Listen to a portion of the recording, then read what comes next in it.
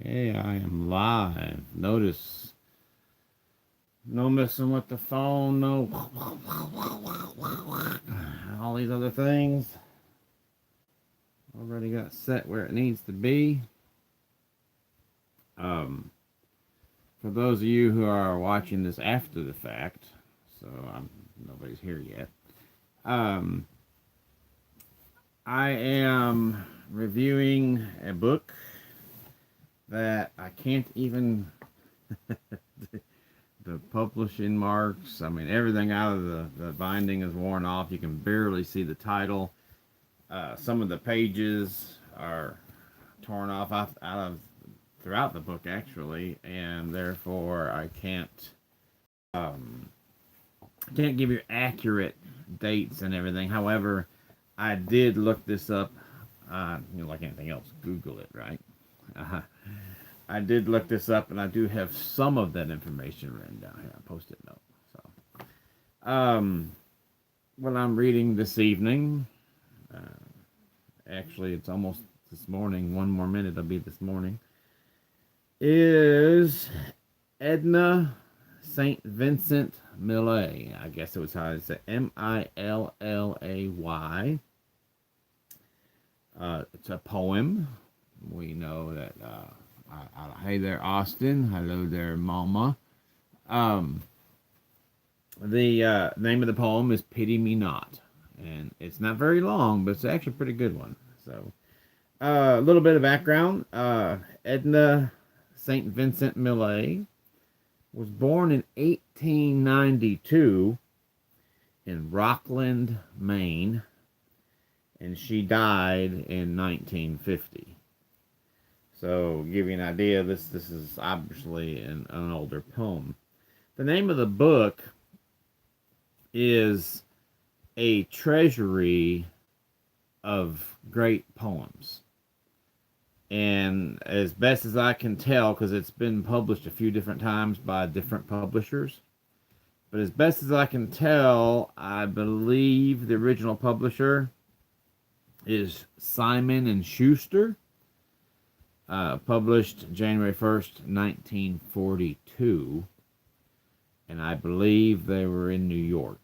But again, there's touch and go here as to who the original publisher is. Of course, the authors are all the different writers and poets that are contained within. So, first off, it is illegal to do anything lengthy. You can do brief passages in a review, but you cannot, for example, not that y'all want to stick around long enough to hear a book this long, but obviously if it wasn't as long as this right here, to still read it cover to cover makes it where you no longer have a reason to buy the book yourself and read it, and thus that runs the publisher, where they aren't going to make as much of an income or much profit from the sale of that book. So the idea is brief reviews, and tonight, Edna St. Vincent Millay, Pity Me Not. Pity me not, because the light of day at close of day no longer walks the sky. Pity me not, for beauties passed away from field and thicket as the year goes by. Pity me not the waning of the moon, nor that the ebbing tide goes out to sea, nor that a man's desire is hushed so soon, and you no longer look with love on me. This have I known always, love is no more than the wide blossom which the wind assails, than the great tide that treads the shifting shore, strewing fresh wreckage gathered in the gales. Pity me that the heart is slow to learn what the swift mind beholds at every turn. Kind of sad. What I get out of that is complacency. I guess it'd be the way to put it. That oh, you remember this book? Wow, that's some heavy reading right here. Um, the the idea being that someone has become complacent with the writer, and or maybe not necessarily the writer, but the situation that she's writing about, and someone has become complacent, and the love, I guess I want to say the spark, not necessarily love. I don't believe love dies. I think love stops being fed, and so the spark isn't there anymore. He doesn't look at her the way he used to. So, the desire for her is no longer there, basically. So anyhow, we've gone from 0 to 2, 3. Who's all still here? Right. Currently, see, this always messes with me because it'll show me a number, and the number of people in here are actually greater more often than not than them. Like right now, it shows there's one person here, but apparently there's at least 2 of y'all. So how are we all this fine morning, Wednesday morning, February 20th, 2019? We having fun yet? I can't believe the mama actually wanted to be woke up just so she can catch this. Instead of just tuning into it tomorrow and watching it after the fact. Once I go to sleep, I'm out. Don't wake me up till I wake up of my own natural causes. So, anyhow, so yeah, short poem tonight. Not a lot of thought involved in that. Kind of straight to the point, I think. I like this book though. I had noticed in some of the other books that I've been reading lately, the older poetry volumes, that there's another form of English similar to what we speak now that was actually being spoken before the Queen's English, as they call it. I refer to it as the English that was the modern vernacular in the day of the King James Bible.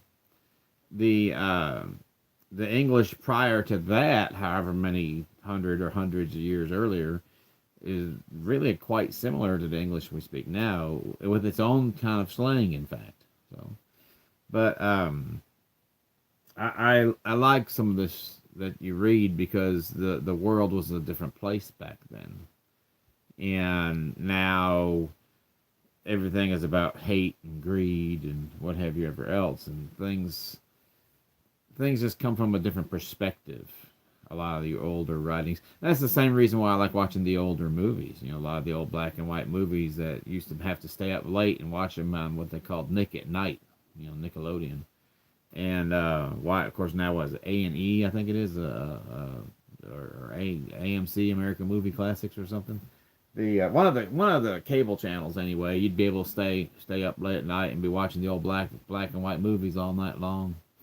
You know, and of course now the Me TV channel, Untouchables, black and white, Perry Mason, black and white. A lot of those old television shows I liked watching back in those days. So, just like I said, it's a whole different world now, and so therefore, entertainment is dealt with in a whole different way. So, but over here, what y'all think? We're right there. See, it's hard for me to do this because the distance from here to here as compared to so big Johnny fan. Let me tell y'all something about this, and then I'm gonna cut this short tonight because for one, it was a short poem, and for two, I have to be in Memphis, Tennessee at 10 o'clock tomorrow morning. I actually probably need to be there a little quicker than that, but the mama and I need to get some rest before we go. It's a 4-hour drive, so they're gonna have to settle at 10 o'clock or nothing. So, anyhow, the the story about this picture right here. This is actual just a print.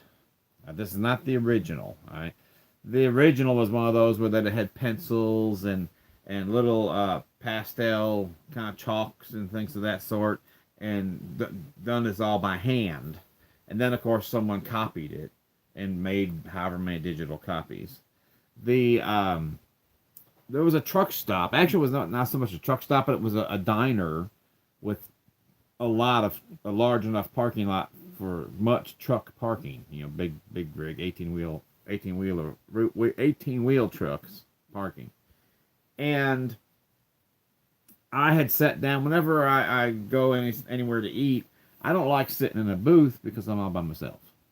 You know, in fact, some places like your Waffle House will ask you to leave the booths for people where there's two or more folks sitting dining together, and then sit up at the counter. Which I'd rather sit at the counter anyway because I'm by myself. And a lot of times you'll get either the cook or somebody back there to talk to. So, oops, hang on a second here. So anyhow, I go to this diner, and it has a kind of a counter, but instead of being high up like at Waffle House, it's down low. My wife's on here right now, so maybe it was about the same height as this desk, and a bar stool on a chrome post, just high enough so you can lean forward like so. And in front of me, in fact, in front of every single one of these little bar stools, was a photo in a frame similar to that, about the same size. There was Steve McQueen, John Wayne, Clint Eastwood, Burt Reynolds. I mean, you name it. We could just go down the list. I mean, there's so many people. All down through the whole restaurant. And it just so happens to be where I sit down at, directly above the little window where they got the wheel, where you take the ticket and just pop it up there like so, and then turn it around for the cook to grab, and then he turns it back when the order is complete. And directly above that window, and basically in front of me, directly above me, is this photo and portrait, artwork, whatever.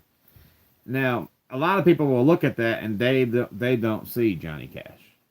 They're not sure who that is, but when you tell them it's Johnny Cash, then they, oh yeah, no, I see it, and I honestly think they still don't.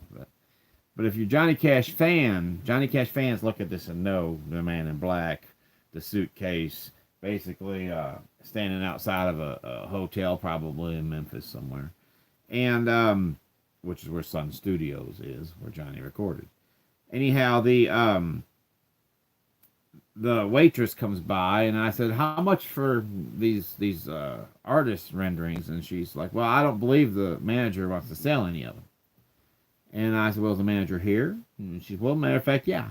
So, or the owner rather. And she says, "Matter of fact, he is." I said, "Well, can I speak with him?" And she said, "He probably won't sell one." I said, "Well, then I guess I'm just wasting his time and mine." I said, "It won't take but a minute for him to tell me no." And so, now mind you, I've got in my mind a price of $200.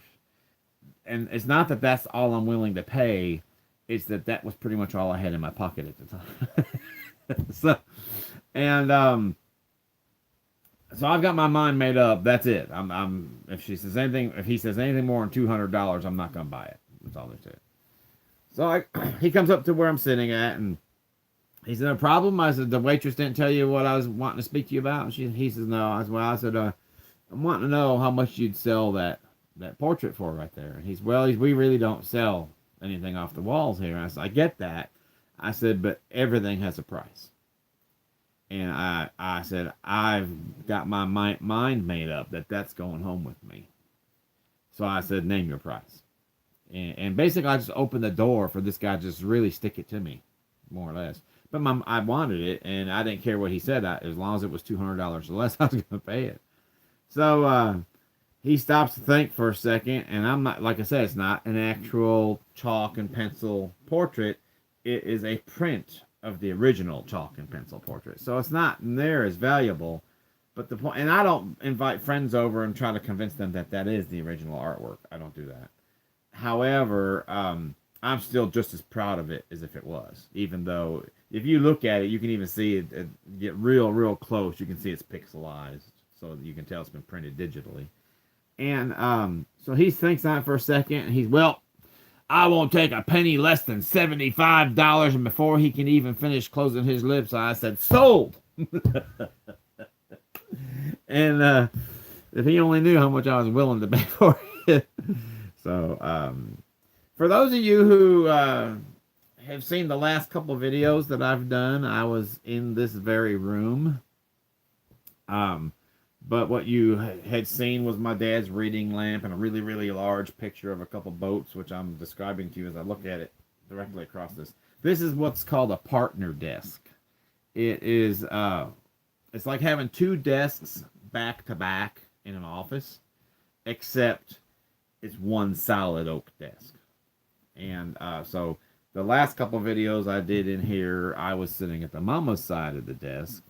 And my side, of course, being the truck driver that I am, everything has gotten accumulated onto here. So I've cleaned it today, so we're up my side of the desk now. So that's the change in the view, but it's still the same room. So anyhow, like I said, I just wanted to put that out there for anybody who might be interested. The two of y'all who stuck around tonight, thank you. For anybody else who might watch this later. And I'm going to sign off here because we have a long day tomorrow and we're not going to get a whole lot of sleep here tonight.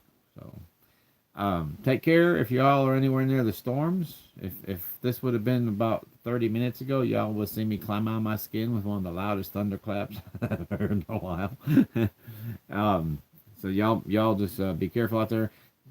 If you are near the storms or you know the storms are coming towards you, get a flashlight ready. You never know. The power didn't go out here. We're in the foothills of the Ozarks up in North Arkansas, not too far south of the Missouri line, so about the center of the state.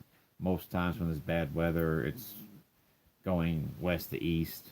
Really bad weather goes east to west, but I don't think that's what this is doing. So wherever you're at, if the storms are coming to you, get a flashlight. Make sure your batteries are good. And because once the power goes out, it's too late for all that then. So anyhow, y'all try to keep warm, be good to each other, and we will see you when we see you. We only got one life to live it to the fullest. And take care. Make sure if there's anybody else popping in here. Okay. All right, and as soon as I finish the editing portion of the title and all that on this, I will be right up there, young lady. So we'll see you in a minute. And everybody else, see you when we see you. Take care. Bye-bye.